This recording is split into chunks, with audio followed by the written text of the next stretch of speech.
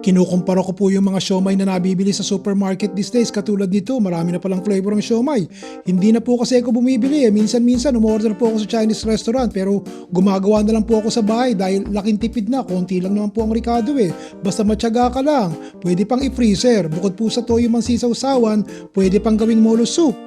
O, ito po ang version ko.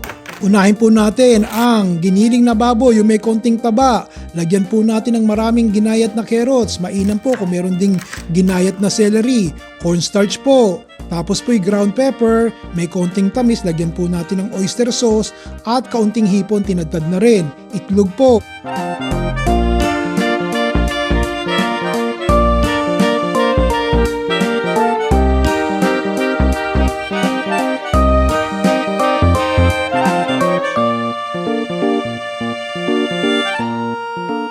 Pagdating naman po sa wonton wrappers, bago nyo po ilagay, basain nyo muna ng tubig yung surface po ng siomai wrapper. Tsaka po tayo maglagay ng 1 kutsara nito.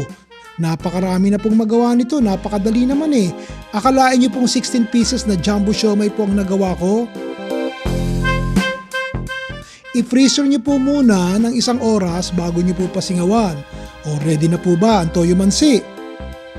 O ready na po ba ang toyo mansi? O yung molo soup naman? Ito, ilalagay ko muna sa loob ng refrigerator para hindi po matuyot. Man yung natirang wrapper, hiwain po natin o gupitin natin ng maninipis. Ganito gawin nyo, yan, para magkahiwa-hiwalay. Todo ko na po itong ating bawang, sibuyas. Para lang magkakulay ng konti at hindi maputla yung ating sopas, ilagyan natin ito. Lutuin natin po yan. Mga 2 minuto hanggang sa lumambot po yung carrots. Paminta at patis. Lalagyan ko na po ng sabaw. Ito po ay kaldo. 5 tasa po ito eh. Ang ginawa ko dito sa kaldo, pinakulo ko po yung kahit anong buto. Buto ng manok, buto ng baboy, wag lang butong pakwan. Pakukuluin po natin yan. Takpan po natin. O tingnan nga natin, aba kumukulo na. Lalagay ko na po ito.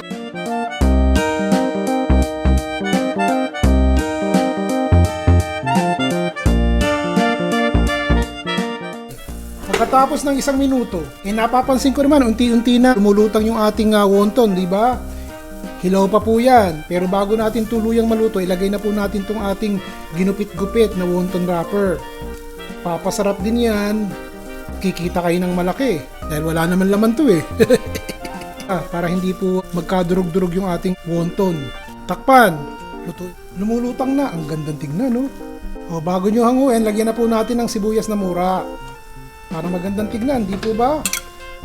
May kulay yung carrots, kulay orange, tapos may berde, galing sa sibuyas na mura. Maalala ko, yung iba po naglalagay ng katitik na gatas para creamy ang dating at pumuti-puti ang sabaw. O maglagay tayo, hindi nyo kinakailangan, pero bago nyo po hanguin o patayin ang apoy, lagyan nyo ng gatas. Konti lang. Sana po nagustuhan nyo. Hanggang sa susunod po muli, si Ron Bilaro.